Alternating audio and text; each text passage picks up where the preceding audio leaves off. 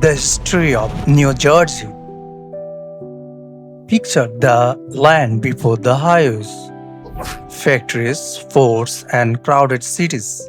About 15,000 years ago, northern New Jersey lay beneath an ice sheet hundreds of feet thick.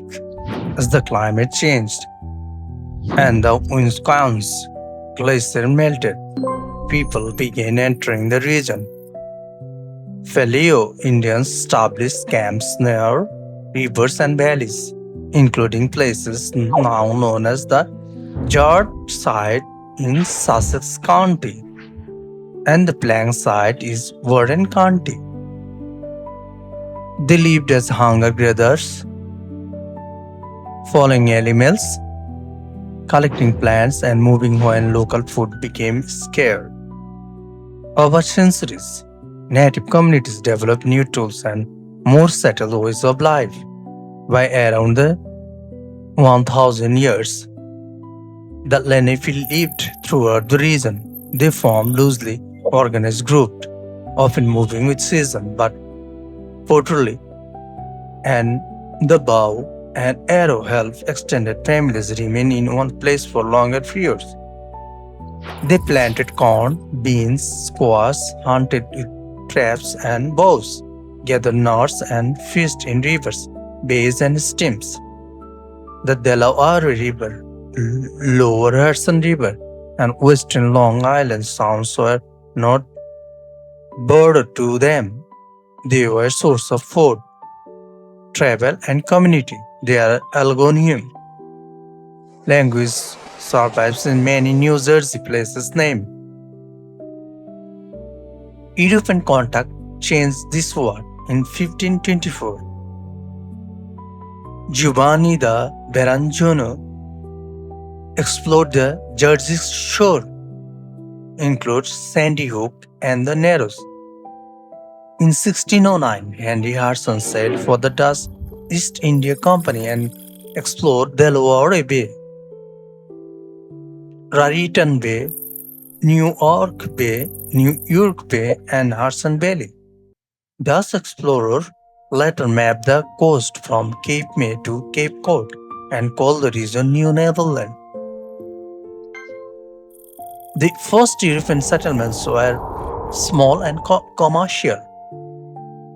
Dutch traders built forts for the fur trade, including Fort Williams and Fort Nassau.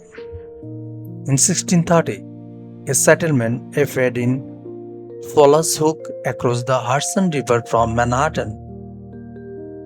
Growth was slow, even so the village of Bagan received a charter in 1661 and became the oldest municipality in the state. The Dutch were not alone. Swedish and Finnish settlers founded the New Sweden along with the Delaware River beginning in 1638 under the governor Johan Björners Frintes. The colony expanded and built Fort Nya Elfsborg near present-day Salem, but New Sweden remained small. In 1655, Peter Stuyvesant and Dutch soldiers took control of it. Dutch rule did not last longer. In 1664, an English fleet seized New Netherland with little residents. The land west of Hudson was renamed New Jersey after their island of Jersey in English Channel. The Duke of York granted the territory to Sir George Carteret and Lord Berkeley to attack settlers. The proprietors offered land and promised religious freedom. Yet disputes over peace, ownership, and boundaries soon divided the colony into East Jersey and West Jersey. After the years of argument, the two regions were reunited as a loyal colony in 1709. The colonial New Jersey was largely rural. Many families farmed, fished, traded, living in simple homes and traveling by foot or horseback. The colony's local between New York and Philadelphia gave it commercial value but also placed it between competing political and military powers. In 1746, the College of New Jersey, now Princeton University, was founded. It later moved to Princeton and became part of the colony's growing intellectual life. When the conflict with Britain became revolution, New Jersey was divided. Some residents remained loyal to the crown, while others supported independence. Enslaved people also faced difficult choices. Many sided with British after being offered freedom. On July 2, 1776, New Jersey adopted its first state constitutions. 2 days later, five New Jersey representatives endorsed the Declaration of Independence. The war placed New Jersey at the center of the struggle. Hundreds of military engagements took place there, earning the state the name Crossroads of the Revolution. On the night December 25, 1776, George Washington led the Continental Army across the Delaware River at Trenton. American troops surprised assigned forces and captured nearly 900 prisoners. Days later, Washington's armies fought again at Trenton, slipped away from the British, and attacked Princeton on January 3, 1777. These victories restored morale at a desperate moment. The Battle of Monmouth followed in June 1778. Soldiers fought in extreme heat, and many collapsed from sunstroke. Washington rallied his troops after a confused retreat, and the Americans survived two British counterattacks. The story of Molly Pitcher became linked to the battle in 1780. American force under Nathal Green stopped another British advance at a Springfield, preventing an attack on the headquarters at Morristown.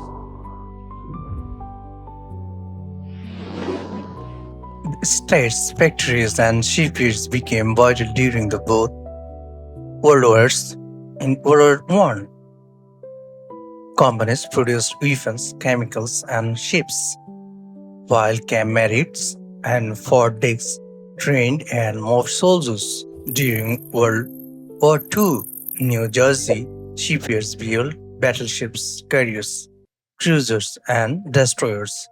Nearly 500,000 residents served military sites such as Camp Kilma, Fort Dix, Milville Airport, and naval weapons stations are early supported the war effort.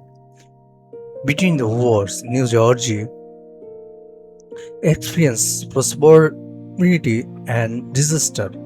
Cars, paved roads, bridges, and tunnels changed daily life. The Holland Tunnel, George Washington Bridge, and Lincoln Tunnel tied the state more closely to New York.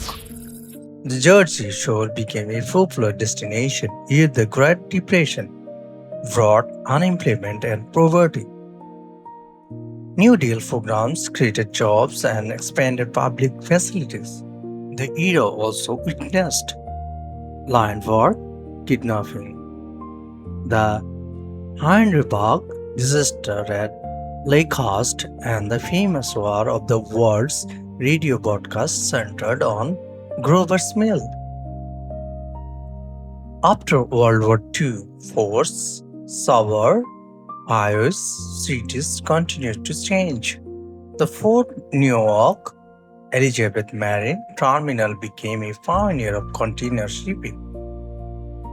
At the same time, declining industrial work, poor urban conditions, and racial discriminations created deep anger. Riots in Jersey City, Peterson, Elizabeth, Newark, and Plainfield during the 1960s exposed long-standing inequality. In 1967, 24 people died during the Newark unrest and nearly 1,600 were arrested. The same year, New Jersey became a meeting place in the Cold War.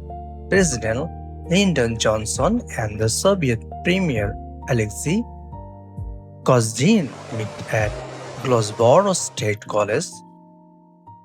There is no major agreement, but the meeting eased some tension between two powers. New Jersey also hosted missile batteries, radar sites, air bases, common facilities built to deepen New York and Philadelphia regions. The 21st century opened with tragedy on September 11, 2001.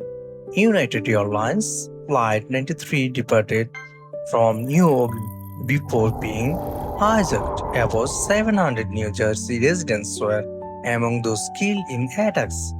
Ferries and small boats carried more than 160,000 people from Manhattan to New Jersey after rail service closed soon afterwards, and those filled letters bearing a Trenton postmark spread fear through the country.